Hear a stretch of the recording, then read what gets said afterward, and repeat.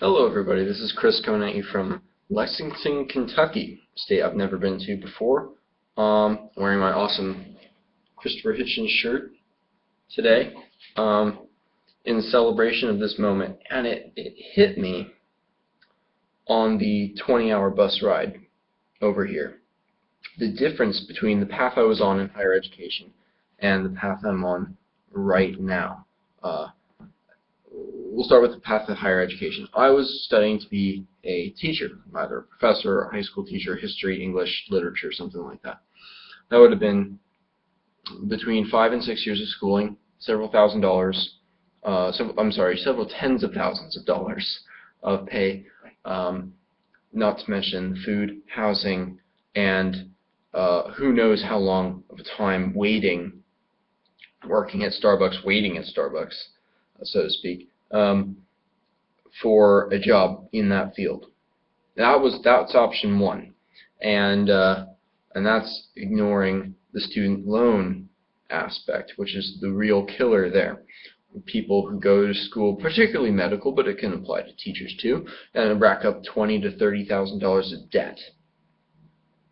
The organizations that give you that debt make money when you default on your loan. And what's worse, they've captured the agencies that are supposed to overlook them. And those agencies who are supposed to be overlooked by the government have captured the government, so the government makes money when you default on a student loan. That's how broken the system is, and that's how people with $20,000 or $30,000 of student debt who aren't careful or who are just simply unlucky can end up with $60,000, $80,000, $150,000, $200,000 of debt down the road, and it never goes away. You cannot escape it. They will hunt you down till you die to get that money back.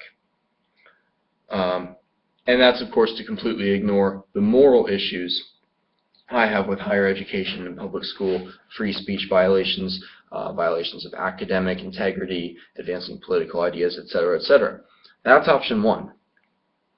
Option two, instead of 6 years, I spent 1 month in a training program. It took me about 1 week to get my CDL permit. 1 month of training for, it was going to cost just under $4,000, but my DD-214 from the military got me through for free, thanks to grants that I probably wouldn't support anyways, but what am I going to turn it down? So that's it ended up costing me $250 for a retest. $250 compared to our several tens of thousands of dollars on the other hand. 1 month, 1 week, took 1 more week to do job searching. Before I even got my commercial driver's license, I was pre-hired with 3 companies.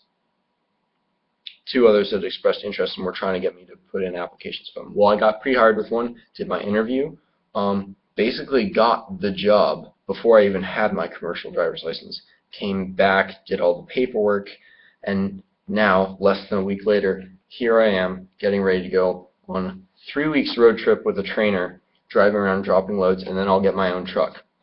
Bam! 2 months, $250, plus a few fees for the DMV, DVS folks. So probably around $350-ish total.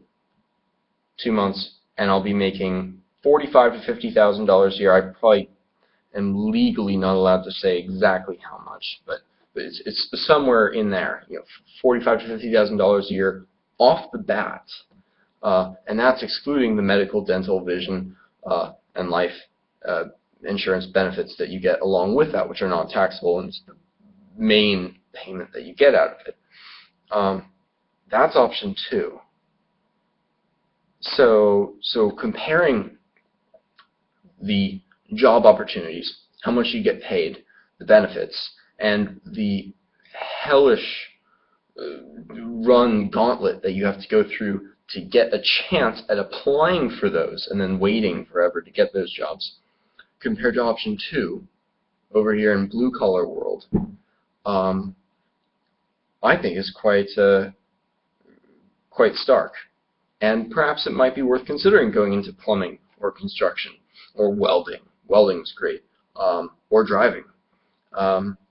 School really is overrated. I started writing about it with textbooks, and then it just sort of expanded from there. Oh, now it's controversy about free speech. They're screwed up there. Oh, they've screwed up student loans. Oh, they've screwed up on this idea of multiculturalism and diversity. American civics they got wrong. Well, here in entrepreneurialville, in blue-collar world where you're working for private companies, you have, occasionally business culture issues, but they're nothing like the problems you had in public schools. And it's a far better decision. This is one of the best decisions I think I'll have made in my life. Only time will tell for certain. But that's the way things are looking at the moment. Perhaps food for thought for your own future. It's really turning out to be quite a wonderful thing to get away from the ivory tower of academia. Food for thought. See you later.